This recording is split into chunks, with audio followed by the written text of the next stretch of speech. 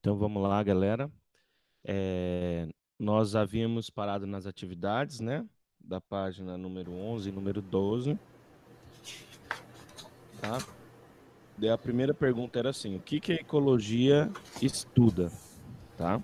Então vamos lá para as questões. Então, né, a ecologia busca respostas para as questões muito simples, como onde estão os organismos, o que fazem, quantos são, por que estão aí, tá? Então, para tantas pesquisas consistem nos levantamentos da fauna, flora, da análise de hipóteses, experimentos e outros, né, em laboratório ou em campo. Então, a ecologia faz esse levantamento, tá? Então, ela busca, né, respostas para questões, né, de toda a bioflora, de todos os animais, todos os organismos, tá? O que fazem, quantos são, né? E fazem pesquisas da fauna e flora em laboratório ou em campo, tá bom? Então essa era a número 1. Se quiserem, pode ir pegando aí, pode ir preenchendo aí.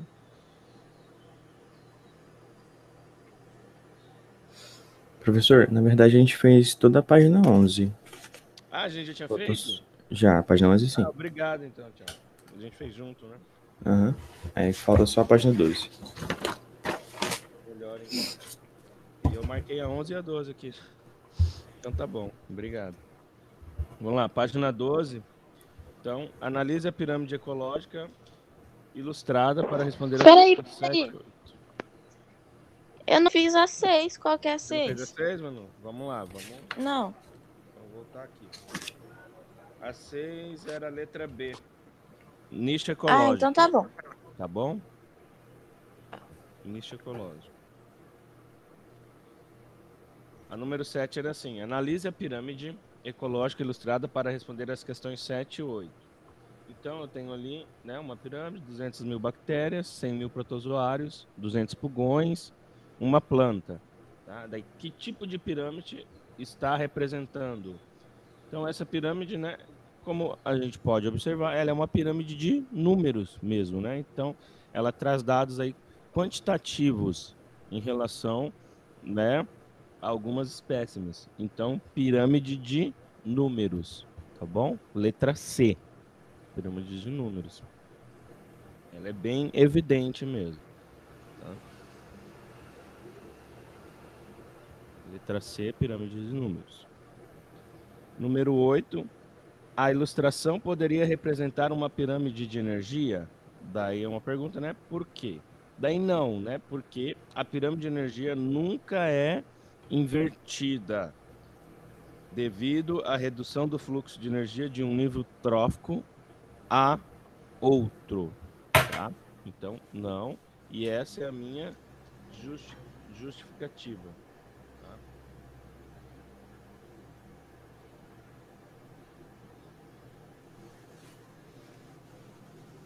Porque lembra, se vocês olharem na página 10 aí, só para explicar, tem lá, pirâmide de energia. Daí mostra, né, que é como se fosse a pirâmide de números ao inverso, tá? Uhum. Então, né, bem simples, né, Thiago? Então fica bem fácil para vocês Sim. determinar.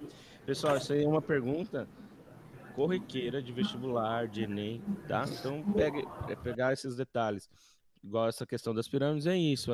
Enquanto a de números sempre vai estar nessa ordem, do maior para o menor, né? A pirâmide de energia é do é ao contrário, né? É do menor na ponta e o maior na parte de baixo, tá bom? Ela é só análise mesmo, bem tranquila, tá bom? Então, bora, vamos lá. Na próxima aí, número 9, ó.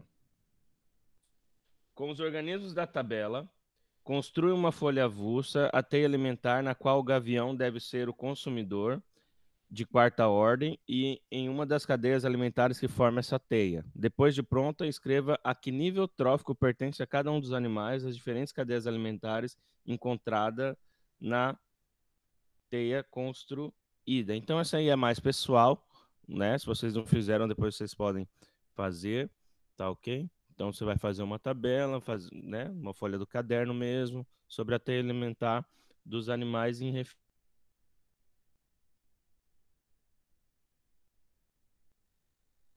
referidos. Aí eu tenho alguns dados, né? Eu tenho a presa, número 10 aí para fechar. A produtividade primária em um ecossistema pode ser avaliada de várias formas. Nos oceanos, e um dos métodos para medir essa produtividade primária utiliza as garrafas transparentes e garrafas escuras, totalmente preenchidas com água do mar, fechadas e mantidas em um ambiente iluminado. Após um tempo de incubação, mede-se o volume de oxigênio dissolvido na água das garrafas. Os valores obtidos são relacionados à fotossíntese e à respiração. Letra A. Por que o volume de oxigênio utilizado na avaliação da produtividade primária? Tá? Então, por quê? A produtividade primária refere-se à quantidade total. Deixa eu virar aqui que vai ficar melhor para vocês verem. Ó, a produtividade primária refere-se à quantidade total de matéria orgânica fixada pelos produtores durante a fotossíntese. Tá? Então, a produtividade primária, como a gente viu, refere-se, né, à quantidade total da matéria orgânica fixada pelos produtores durante a fotossíntese. E a atividade de fotossíntese, ela libera o O2, o nosso oxigênio, né, como nós já sabemos, como um subproduto. Assim, por meio do volume de oxigênio, a gente tem a avaliação da produtividade primária. Então, em pequenas palavras, a produtividade primária faz a representação da fotossíntese, né? A fotossíntese, por sua vez, libera a oxigenação, o O2, né? E com isso eu tenho uma avaliação dessa atividade primária, né? Baseado em cima daquilo que é produzido, ou o oxigênio que é produzido durante o experimento em si, tá? Então, primeira fase, né? A atividade primária representa que os produtores durante a fotossíntese e a atividade depois fotossintética, ela libera o oxigênio, que por sua vez é vida, tá? E representa essa minha atividade primária.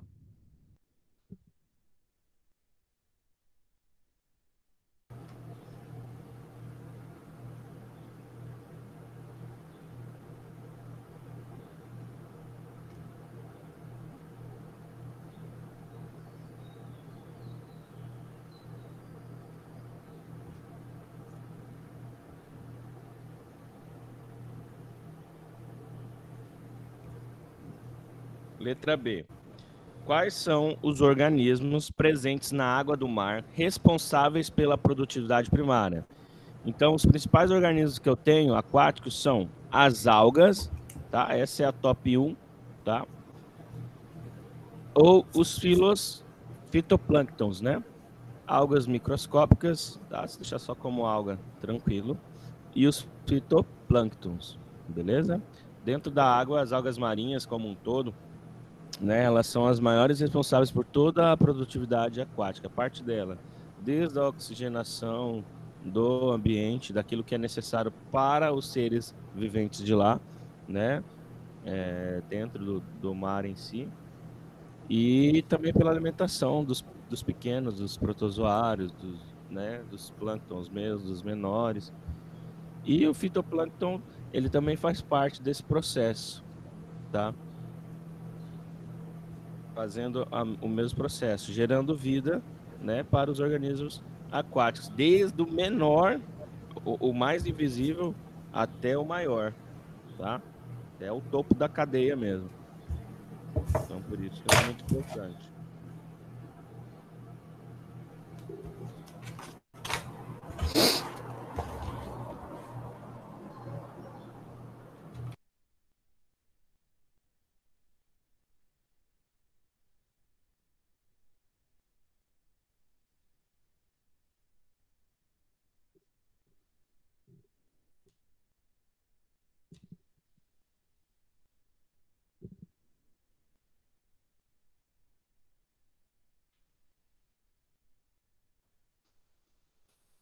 Ok, galera? Vamos seguir?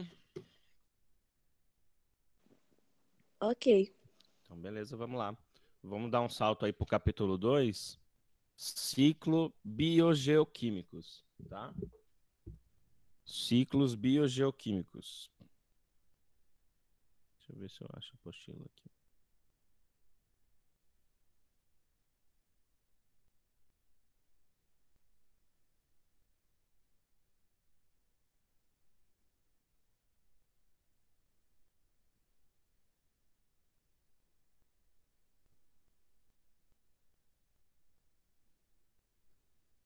Só ver se eu acho que aqui que vai ficar mais fácil. Tá. Isso.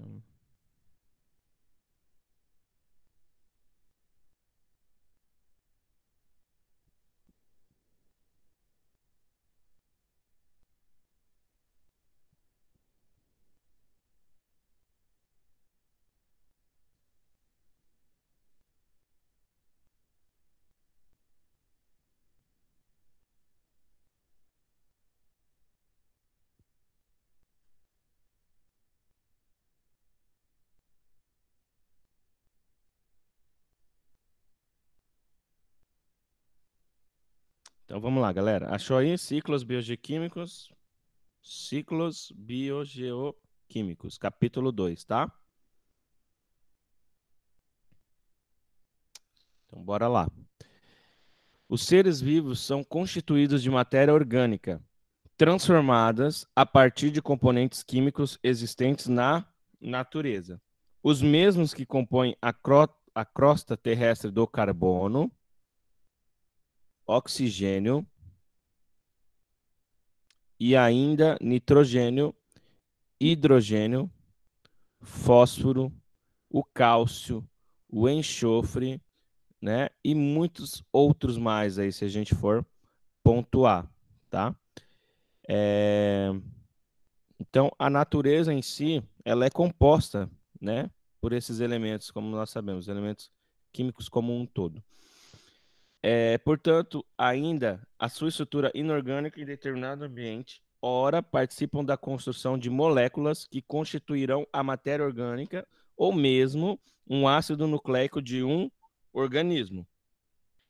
Dessa forma, os elementos químicos, eles conseguem constituir através dessas moléculas, né, a energia, a matéria orgânica que circulam pelo bioma terrestre. Em um processo de circulação dos elementos químicos, isso é chamado de ciclo biogeoquímico. Então, nessa parte aqui, a biologia e a química, ela se encontra, galera, né? Então, são matérias e disciplinas correlatas, né, digamos assim, que em determinado momento se encontram. E aqui nessa biogeoquímica há esse encontro, tá? Então, a gente vai conseguir interpretar a relação dos elementos químicos com a natureza, reconhecer essas etapas, tá? Tanto da água como o carbono, o oxigênio, o nitrogênio, que são todos elementos, né, primários também, elementos totalmente ligados. Quando a gente fala de vida, a gente fala deles, tá? Oxigênio, né? Nitrogênio, a constituição do hidrogênio, oxigênio, a água, né? Avaliar então as consequências, né, as alterações no meio ambiente como um todo e ainda descrever todas as vantagens, né, em relação tanto simbiótica como identificar os íons, as moléculas que são envolvidas na síntese do nitrogênio como um todo, tá bom? Manu, você tá aí? Oi, tô. Lê pra gente esse texto aí, esse texto primário, por favor. Elementos das florestas.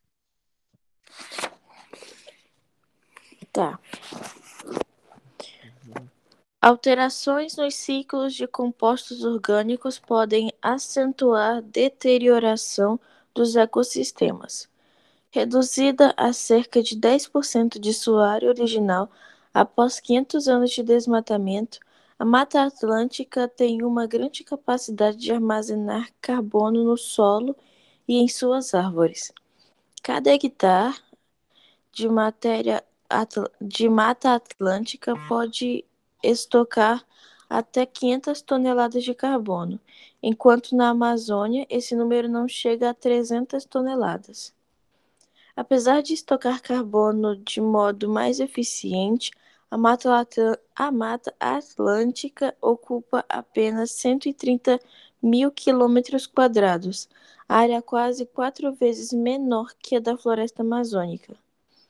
O solo da Mata Atlântica estoca proporcionalmente mais carbono que o da Amazônia, possivelmente devido às temperaturas mais baixas do sudeste do país. A variedade de paisagens da Mata Atlântica. Eu não. Oh, gente. Com, vegeta... Com vegetações de dunas, restingas, mangues, matas de araucária e florestas úmidas densas. Contribui para que a Mata Atlântica apresente variações no tipo de solo, na disponibilidade de água e na duração dos períodos de seca, fatores que influenciam a capacidade do ecossistema de armazenar carbono. Resultados preliminares de pesquisas sugerem que quanto mais alta a temperatura, menor é a capacidade de estocar carbono. Se os resultados se confirmarem, o aumento de poucos graus na temperatura do planeta podem transformar a Mata Atlântica, hoje um sorvedouro de gás carbônico, em fonte emissora de composto, o principal gás do efeito estufa. Muito obrigado, Manu. Então, De esse nada. texto primário, ele fala sobre, principalmente, o paralelo entre a produção, né, dos carbonos, a produção como um todo, né, do carbonato em si, e a relação com o nosso gás carbônico também, tá? Então, a gente pode observar, bem claro entre as linhas, que o carbono, né, em primeiro momento, e todos, aliás, ele representa a vida, tá? Então, ele está presente, né, em toda a Mata Atlântica como um todo, são mais de 500 toneladas, e na Amazônia esse número ele já reduz um pouco, né? Ele não chega a 300 toneladas. Porém, todo o carbono, gente, nós vamos entender da seguinte forma: ele, ele é gerado e ele retorna em vida para a flora, né, como um todo. Por quê? Eu vou citar um exemplo. Quando uma rocha ela é formada, né? Eu vou dar um exemplo aqui alusivo. Quando uma rocha ela é formada, ela, ela é gerada com base, né? E com, deixa eu só aceitar aqui quem entrou na sala. Luizão. Então a rocha ela é gerada, né? E tem como sua base o carbono. Quando ela se dilui, por exemplo, uma pedra, né, uma rocha, tanto no mar como na água doce, ela vai Fala, servir. professor. E aí, Luizão? Ela Eu vai pensei servir. que não tinha aula, não, moço. Ah, rapaz, mas eu mandei lá no grupo, moço. Eu pensei que era para professora de português, você acredita? Não, ela tá no segundo ano. Ela só pediu Beleza, ajuda lá. beleza. Beleza. Então, página 20, tá, Luizão? Então, Beleza, vou abrir agora. 20 biologia, né? isso aí. Beleza. A rocha ela vira alimento, tá? Quando ela se dilui, então ela vira alimento tanto na água doce como na água salgada, e a sua base é o carbono. Então você vê milhões ou até bilhões de micro-organismos, tanto na água salgada como na água doce, se alimentam. E aí a gente vai vindo para as espécimes maiores, tá? Então esse é um exemplo, né, da importância dos elementos químicos na natureza como um todo, como alimento, como vida, né? Então, não tem como a gente falar de vida, falar dos ecossistemas sem esses compostos, tá? Sem a acentuação desses elementos químicos no natural, tá? Aí tem umas perguntas de reflexão, ó. Sabes que as florestas são importantes na absorção do gás carbônico atmosférico, que é transformado em carboidrato, tá? Produzido pelo metabolismo e as atividades dos humanos. Então a floresta ela absorve o gás carbônico, né, de toda a atmosfera, e isso é transformado como alimento também. No caso aqui o carboidrato, né, que é produzido tanto pelo metabolismo, nós também produzimos isso, e a natureza também produz. Número 2, ó. Discute com os colegas o que o autor comentou, o que é o solo da floresta e o grande estoque de gás carbônico. Então é um pouquinho disso que eu já comentei, tá? Então nós temos tanto no solo da mata, né, que faz todo esse estoque carbônico, né, de carbono na verdade, e a floresta, a sua parte superior, né, que inclusive é o componente, né, que é o fonte emissor do gás estufa, do efeito estufa, que é o gás carbônico, também em alta produção, né? Número 3. Como você compreende a relação do gás carbônico com as plantas do solo? Então, qual que é a importância do gás carbônico para plantas do solo, na opinião de vocês? Vocês arriscam? Qual que é a importância do gás carbônico para as plantas que nós temos no solo? E aí? O gás carbônico, diz aí. O gás carbônico é o que a planta absorve, né? E ela libera o O2. Aí.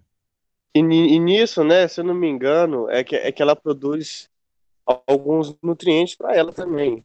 Isso. Junto com a fotossíntese, que é amido, que é amido e. Tem três componentes, eu não me lembro os outros, mas ela gera três componentes através desses elementos químicos. Uhum. Mas você falou ponto-chave aí. A visão que se tem, pessoal, é que que o gás carbônico ele não é nocivo, né?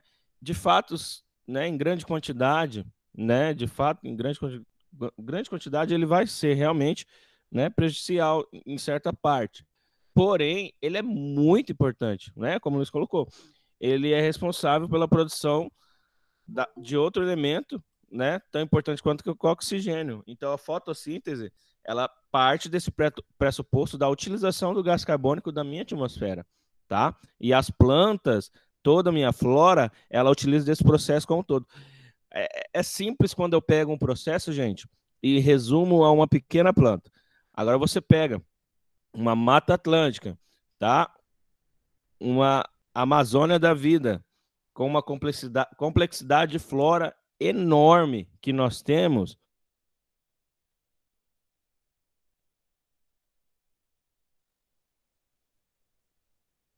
Nós falamos ainda na correção. As algas, elas são maiores produtores de oxigênio do que a própria Amazônia, né? A própria Eu li né? isso no livro. Oi? Eu li isso no livro. Eu li isso no livro, É. de que as algas elas são responsáveis por 80% da produção do oxigênio. Isso aí. É muito grande. Você vê a diferença, Luiz?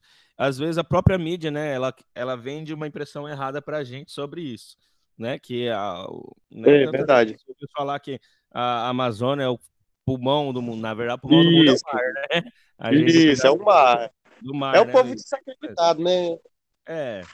E isso sempre teve, gente, sempre vai ter. Então, estamos nós aqui para aprender, né, para corrigir essas informações que estão incorretas. E é isso mesmo. Então, ó, é um proporcional, né? Como o Luiz já colocou, então são 80%, 20% seria da flora. Vamos colocar nessa parcialidade. Tá? Tem outros meios, claro, de se gerar oxigênio, nós vamos colocar assim. Então, é tão importante quanto. E é muito, cara, é muita flora.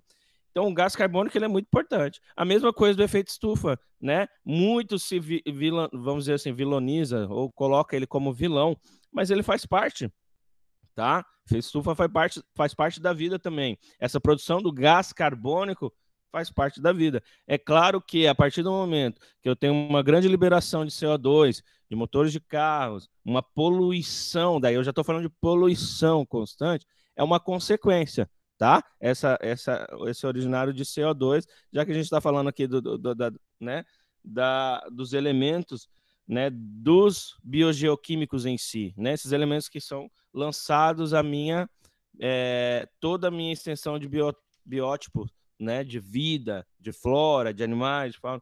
Então, cara, é um todo. Eu não posso, né, transformar em vilão aquele que faz parte da vida também. Então, eu tenho que ter cuidado quando eu for, né, me colocar ou nas palavras ou em alguma afirmação. E é para isso que a gente está, né, em constante aprendizado em relação a isso também. E, né, no número 4 ele fala assim: converse com o professor e pesquise em sites confiáveis, ó. É por isso que ele já dá essa dica para fechar aí, ó, em casos com sites confiáveis, caso necessite saber mais, devido a essa distorção de informações que nós temos, tá? Então você tem que sempre se basear, procurar buscar sites científicos, né, que tem artigos científicos, né, bacanas. Eu vou escrever aqui na tela, já pegando o gancho aqui, Deixa eu mudar aqui. Ó, tem um repositório que chama isso aqui, ó. Vocês estão vendo aí, ó? É Estielo, tá? Ele é o repositório de artigos científicos, assim, é o maior acervo de artigos científicos do Brasil, tá? Todos os artigos lá presentes são pesquisas que foram aprovadas por milhares de cientistas. Então, se vocês tiverem alguma curiosidade, depois quiserem dar uma olhada em artigos científicos, em pesquisas científicas que falam sobre isso, né? Ele tem um campo buscar, daí você pode colocar lá o tema, né? Os biogeoquímicos, né? Vocês podem entrar no site, colocar lá biogeoquímicos, tá? Que vocês vão conseguir extrair informações bem ricas, tá? Esse é o maior repositório nacional que nós temos e tá entre os grandes até internacional aí. Então é bem bacana. Aí você tem fontes científicas, pesquisadores, né, de universidades, né, desde Harvard, né, MIT, no exterior até aqui. Tá? Qual o nome do site? Pode dar uma olhada. É isso aqui, aqui na tela aqui, ó. Não sei se vocês estão vendo. Ó, Estielo. Eu vou colocar no chat. Deixa eu pegar Manda aqui. lá pra mim. Eu vou pegar no chat que fica melhor. Só um pouquinho. E isso vai ter muita valia para vocês, tanto para trabalhos, daqui a pouco na faculdade, é só isso, né? Independente do ramo que vocês forem seguir. Porque lá é todos os ramos científicos, né? Todas as áreas, desde a engenharia até a biologia, tá? Só um pouquinho.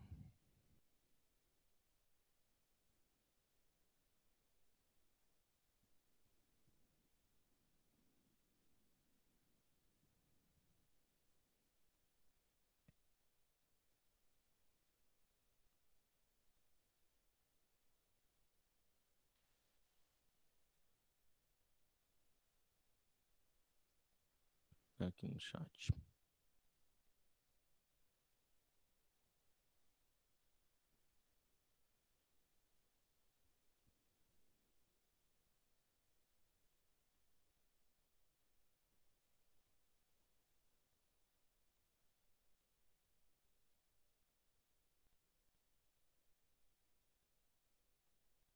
Coloquei lá no chat, tá, gente? Essielo.org, beleza? Depois vocês acessem, é muito bacana, tá? São só periódicos científicos e lá toda dúvida que você tiver de qualquer assunto, você pode dar uma pesquisada lá que vai ter um artigo a respeito, totalmente fidedigno, tá? São pesquisas totalmente científicas, não existem achismos, então fica bem mais fácil para você desenvolver alguma atividade, alguma tarefa, tá? Com certeza que a informação ela tem que ser correta, né? Nunca precisou tanto ser tão correta, né? Então tem esses cuidados que nós temos que ter. Vamos lá, página 21 aí, tá, galera? Ciclos biogeoquímicos, beleza? Ciclos biogeoquímicos. O estudo dos ciclos biogeoquímicos é importante para demonstrar os processos naturais de reciclagem dos elementos essenciais para a vida e envolve os aspectos biológicos. Estou na página 21, tá, galera? Gabriel chegou aí, Thaisa também, eu acho, né? E envolve vários aspectos, né, geológicos e químicos, tá? Para compreender como os elementos circulam na natureza, tá? Quando eu falo de geologia, eu estou falando do quê, galera? Diz aí. O que é a geologia? Não vai estudar a terra, tipo, os meios, a geografia. Isso aí, a geologia como um todo, né, vem de geografia, isso aí, Lisão. Daí, como base, né, nós temos os estudos da Terra como um todo, tá? E posteriormente de todas as rochas, solidificações, tá bom? Que nós temos, as pedras, né? Para quem entrou aí, a gente estava falando sobre isso, né? A questão da vida, como ela se dá, né? No sentido de um todo. Obrigado, Meire. A Meire está aí. Bom dia, Meire. Então, as pedras que elas são solidificadas, elas são formadas com base carbônica, com base de carbono, tá? Em toda a sua maioria, tá bom? E ela faz parte tanto da biologia como da química, tá? Porque a gente está vendo a junção. Essa disciplina de biogeoquímica, ela junta os dois ramos agora, a biologia e a química. Então, olha que legal, as disciplinas elas se encontram, tá? Então, cada ciclo biogeoquímico pode ser considerado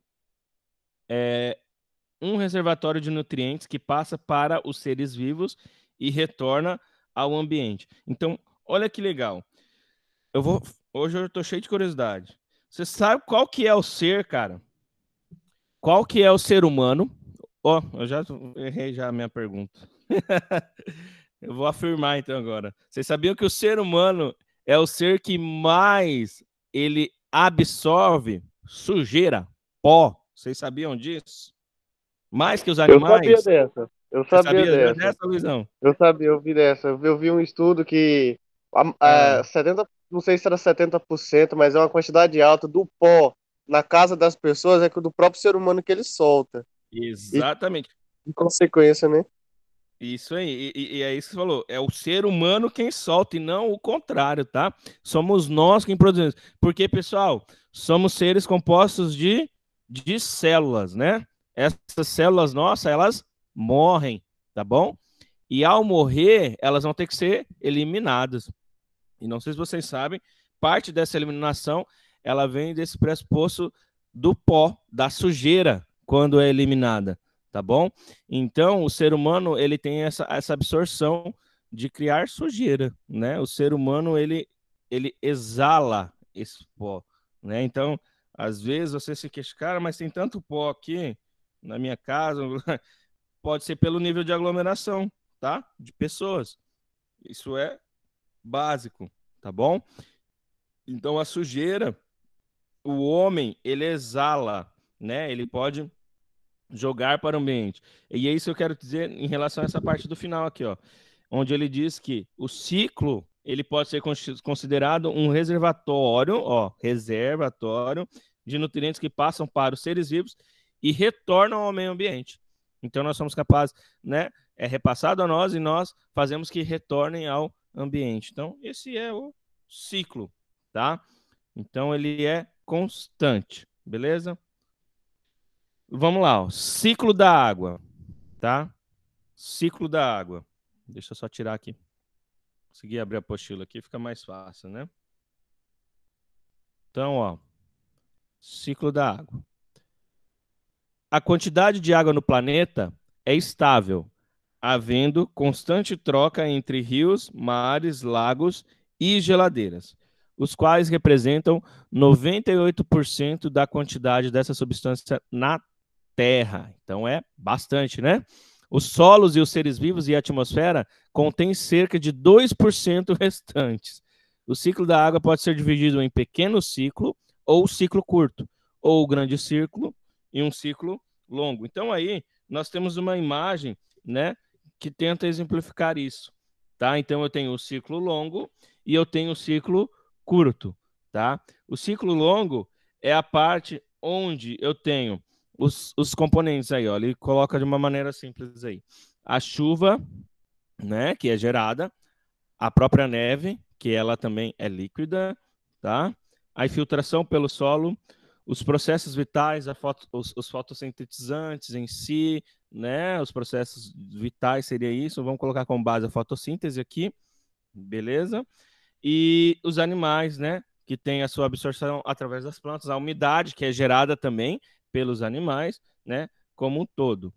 E fazem parte desse processo ainda, tá? Posteriormente, dentro já do ciclo curto, o vapor da água atmosférico, que é mais a parte dos nossos oceanos em si, tá bom? Então tem toda essa evaporação, então o que acontece nessa parte, né, nesse extremo, e aqui no ciclo longo na parte terrestre como um todo, tá? Mas é como o nome mesmo fala, é um ciclo, né? Há uma dependência de vários componentes, tá? Então vamos lá. Pequeno ciclo, tá? A água presente em lagos, em mares e também infiltrada no solo evapora e passa para a forma gasosa, nas camadas mais altas da atmosfera. O vapor da água sofre condensação e forma as nuvens que voltam à espécie da Terra como chuva, quando o resfriamento do vapor da água é excessivo. Forma-se o granizo ou a neve. A água precipitada na forma de chuva, neve ou granizo infiltra-se novamente no solo, formando-se os lençóis freáticos ou escoa pela superfície, atingindo os rios e os oceanos, tá? Então você vê, a água, ela faz parte do processo desde a sua precipitação na forma de chuva, né? Neve ou granizo, e ela volta novamente para os nossos lençóis, né? Escoando de novo para a superfície do oceano. Daí lá no oceano, ela evapora de novo, volta como chuva, lençol freático, oceano. Você vê? É um ciclo, né? É um giro, não para, tá? O grande ciclo. Neste ciclo ocorre a participação dos seres vivos, tá? A água é absorvida pelas raízes das plantas, necessária à realização da fotossíntese, é eliminada por meio de transpiração e gutação para a atmosfera. Então, todos os seres viventes transpiram, gente. Nós transpiramos. Se você pegar um rebanho enorme, ele transpira, né? Os cavalos, todos os animais, né? Todos os seres fazem o processo de transpiração. E isso gera umidade, né? Daí você pega milhares e milhares de animais ao longo do globo terrestre. Umidade. Os animais obtêm água por meio da ingestão e pelos alimentos. Utilizada numa série de processos metabólicos vitais, a água ela é perdida em partes por meio da respiração, né? E ainda tem a parte da urina e das fezes, né? Que também são eliminados. A maior parte é perdida pela transpiração, quando você transpira, como já comentei, e retornando ao ambiente. Então, esse é o grande ciclo.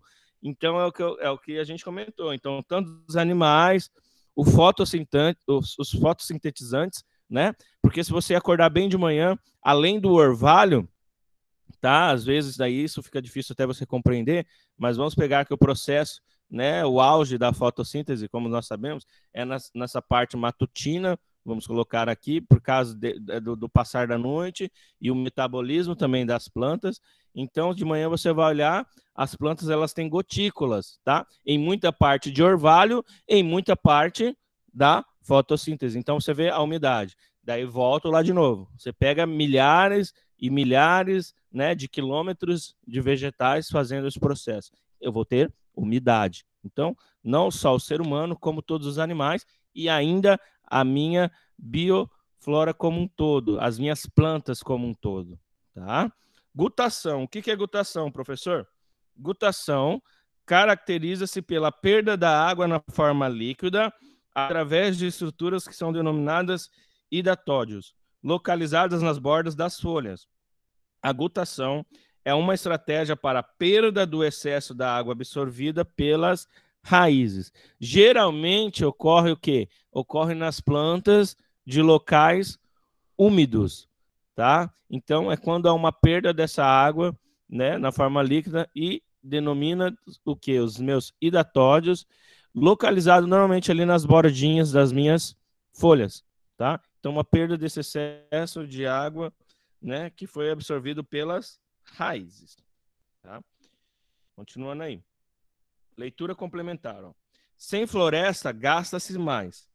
Desmatamento eleva em 100 vezes o custo de tratamento da água.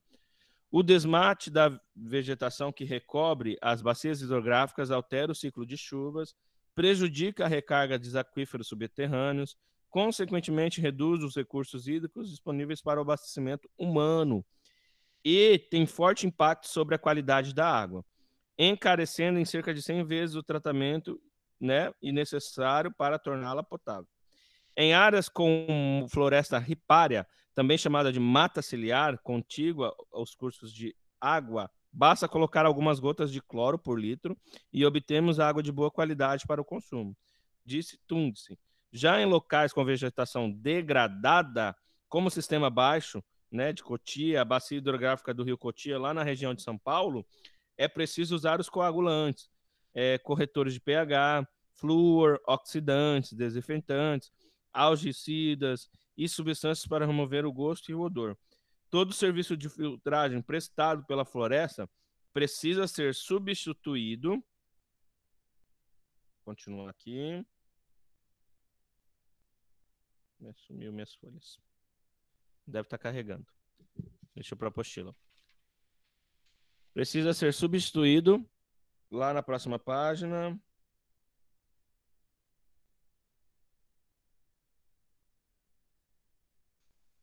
Por sistema artificial. E o custo passa de R$2 a R$3 a cada 1.000 metros cúbicos para 200 a R$300. Essa conta precisa ser relacionada com os custos do desmatamento. Então, por que destruir as florestas para depois ter reconstruídas? Então, nós sabemos, né? Como o texto fala aqui, uso o exemplo de São Paulo, nós sabemos que nós, por exemplo, nós temos uma mata bem maior, né? Nós temos uma área grande ainda de verde, de floresta. Ele usa um exemplo bem radical que é São Paulo. Se você for pegar São Paulo hoje, gente, São Paulo ele é todo industrializado. São Paulo já foi desmatado, né?